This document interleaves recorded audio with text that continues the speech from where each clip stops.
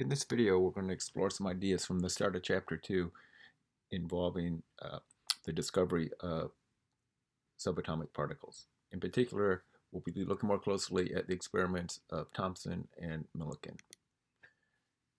The experiments to begin Chapter 2 include work by Thomson, Rutherford, and Millikan. In each case, we want to be familiar with the scientist, the experiment that they performed, how it worked, and the significance of the experiment. Considering the scientist and the significance of the experiment, J.J. Thomson was investigating cathode rays, which are now known to be electrons.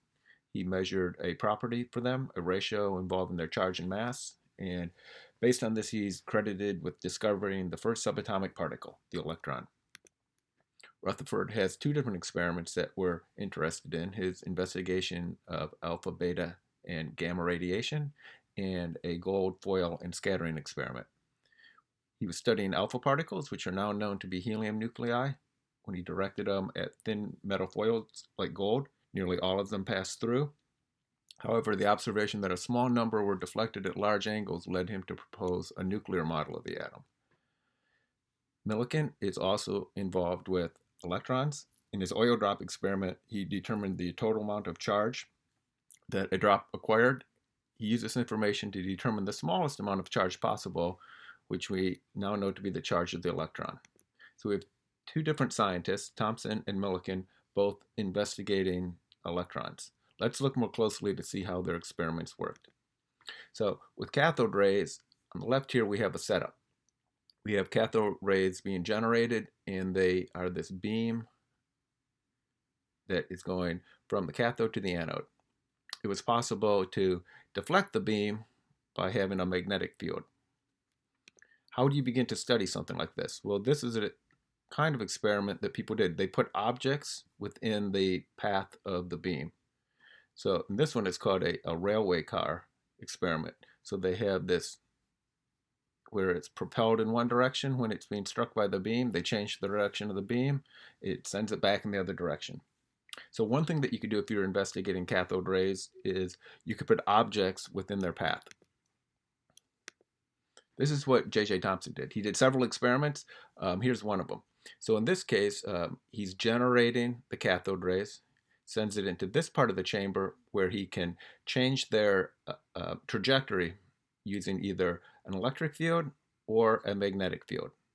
And he then looks at their corresponding path. So the way that this is used then to calculate a ratio involving the charge and the mass, this is the setup. So another depiction of it, cathode rays being generated and then going into this region where we have an electric field present and a magnetic field. It's exiting and going into the portion on the right-hand side. So when you turn it on, that beam would travel straight. You turn on an electric field, you find that you can change their trajectory. The path of the beam changes. Turn on the magnetic field, adjust that so it returns back to being a straight line. At that point, the strength of the magnetic field equals the strength of the electric field. Turn off the electric field and you see that you have a centripetal force as you have the particle moving on this pathway. Centripetal force, you might recall from physics, that's the same that you might experience when you're in an automobile and you're taking a turn. He's going to use this to determine a ratio, calculate a ratio involving the charge and the mass. Let me show you how it fits together. So within his experiment, the magnetic force, the centripetal force, and the electric force were all equal to each other. Got a lot of different terms here. Some of these symbols you might recognize, but other ones, there's a lot going on. Don't worry about all those, that busyness. Within his experiment, he would have measured the strength of the magnetic field, measured the strength of the electric field. Those are what he's turning his dials to adjust within it. And he's also going to measure the radius, the arc that the beam is on here. So in red there, I show the measured quantities. So let's do a little bit of algebra. Let's take the expression for the magnetic force and electric force. If we manipulate those, we'd find that the charge cancels and we could calculate the velocity. So the velocity within the setup is about 2 times 10 to the 7th meters per second. That's really fast. Let's do a little bit more. We've now calculated the velocity. So let's take these two expressions. we see that we have a lot of values in red that are now known. The ones that remain as unknowns involve the charge and the mass. So he's able to use this experiment to solve for a ratio then involving Q, which is the charge, and M, which is the mass. Here's a book looking by Weinberg looking historically at what was going on. So I really like this. This is his actual data. So we have different experiments where he changed the gas that was inside the cathode tube, changed the material. Here's the data that we have for what he was setting the electric field to and how much it deflected. The magnetic field he's setting and how much is deflected. Notice those are equal to each other. He's able to calculate a velocity and from that come up with a ratio involving mass and charge. In Weinberg's description, the last column shows reasonable consistency. Even when the gas and the cathode material were varied and the velocity varied by a factor of almost 2, the mass to charge ratios came fairly close in all cases. This was, at least to Thomson, convincing evidence that cathode rays consisted of a single kind of particle with a unique value of mass and charge, independent of the cathode from which they were emitted. This would be the mass and charge ratio for an electron. So take a second. Here's an end of chapter question that I think is closely related to J.J. Thomson's investigation of cathode rays. Stop the video, pause it for a second, see if you can answer these questions. Turning then to Millikan's experiment. So here's an image showing what's going on. Let me talk you through the parts within here. So within this chamber, there's a fine mist of oil introduced. It falls downward, pulled by gravity. If you just let the whole thing go, the mist would then give you these droplets that are falling down. What he then begins to do is he sends in X-rays that ends up ionizing the air and making these oil drops acquire a negative charge. Gravity is what's pulling them downward, but there's also the possibility for him to turn on an electric field because here's the plates, negative and positive, and therefore use this to suspend the oil drop when it's acquired a negative charge. So we'll look more closely at this. So this is the particular setup. Millikan adjusted the electric field and he was able to catch a particular oil drop. So we have different oil drops that have been introduced into the chamber. When X-rays enter in the chamber, they acquire different number of electrons. They're acquiring a different amount of negative charge. What does it mean to catch a particular charge drop? How did that work? Well, let's think about this. So I've never done this, but it looks fascinating. So this would be if you want to do some training for skydiving. This person here is being suspended within this chamber. Gravity is pulling them downward, and they have a blast of air that's pushing them up. So those forces are balanced off, and the person lies suspended.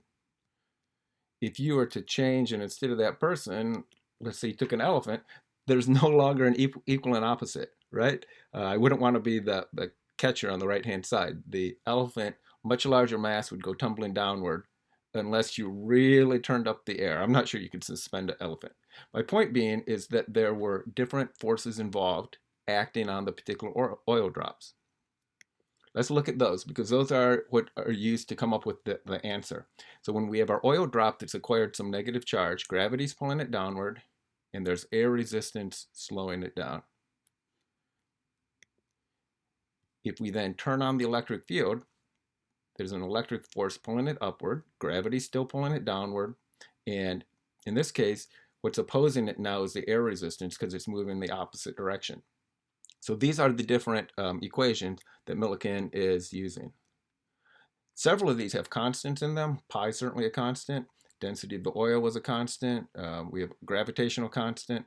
Viscosity of air is a constant. What is he going to end up measuring is going to be the velocity of the drops when they're falling or rising. And he's also able to control the electric field. The unknowns within this would be the amount of charge on the drop, Q, and the radius of the particular drop, A. So let me show you how it fits together. So he's using a microscope and he's looking into the chamber. It's etched so that he can do timing when he has a stopwatch for distance. So he would be watching a drop fall, and he would time its fall. He's able to calculate the velocity at which it's falling. The only variable left in that equation then would be A, the radius of the drop. He would then turn on the electric field, use a stopwatch to time it as it goes upwards. The only variable in that expression now would have been the charge. So he has a particular drop, and he does this again and again. He times it as it's falling, times it as it's going upward. And so he repeats this again and again, and his goal is to determine the total amount of charge on that drop. So here's the end of chapter question on the subject. Take a second, pause the video. What questions do you have on this? Can you offer an explanation and answer these end of chapter questions? So that's what it means to catch a drop and how he was able to calculate the total electrical charge. What he wanted to know was the amount of charge. Was it continuous, or was there a smallest amount? Is there a smallest amount of charge, or you keep having smaller and smaller increments of it? So he would do an experiment and determine the total amount of charge. Another experiment, total amount of charge on that drop, on the next drop, on the next drop, on the next drops. So in each of these cases, he doesn't know how much charge an oil drop is acquiring, but he's able to determine the total amount. So what do you think? Does it look like you can have any value possible, or is there a smallest amount of charge that's explaining these? Well, he needs more data. So here's his data. He does many, many different trials. So I sorted these here based on charge. Here's the drop that had the most. Here's the drops that had the least. Now, if we look at this, it really looks like we had that staircase here. There's a set increment that's explaining all of these. They seem to be changing by the same step size, by the same amount to go and explain all of the data. So that's what he's doing. He says that that's because they have different amounts of that smallest elementary charge, and that's explaining the total charge. You notice he doesn't have one like halfway up there. It's always with that same increment. Using modern data, this would be what that increment is. Charge of the electron, 1.602 times 10 to the minus 19th coulombs. And since we also have a sense of the mass from Thomson or other experiments that were exploring a charge and a mass ratio, we can see that the mass of the electron is really small, many, 2,000 times smaller than that of a hydrogen atom. Here's an end of chapter question that explores Millikan's experiment in terms of its data analysis. See if you can answer this or what questions that you have. So in this video, we look closely at Thomson's work involving cathode rays and Millikan's oil drop experiment.